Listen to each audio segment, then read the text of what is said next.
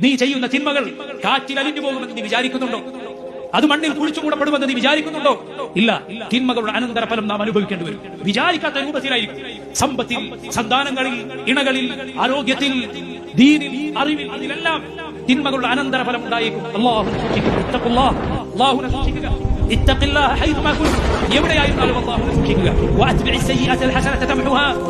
ഒരു തിന്മ ചെയ്തു പോയാൽ ഉടനെ നന്മ ചെയ്യുക. വഖാലിഖിൻ നാസ ബിഖുലുഖിൻ ഹസൻ.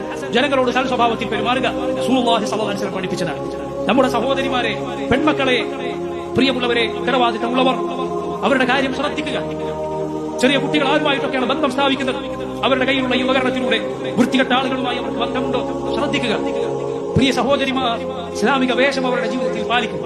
ഔറത്ത് മറക്കുക. പുരുഷന്മാരോട് പുരുഷന്മാരെ പോലെയല്ല സ്ത്രീകൾ ഇടപെടേണ്ടത്. മറിച്ച് അള്ളാഹു പുരുഷനും സ്ത്രീക്കും, പുരുഷനെ കുറിച്ചും സ്ത്രീയെ കുറിച്ചും ഏറ്റവും നന്നായി അറിയുന്ന റബ്ബ് ഓരോരുത്തർക്കും അവരുടെ നിയമം നിശ്ചയിച്ചിട്ടുണ്ട്.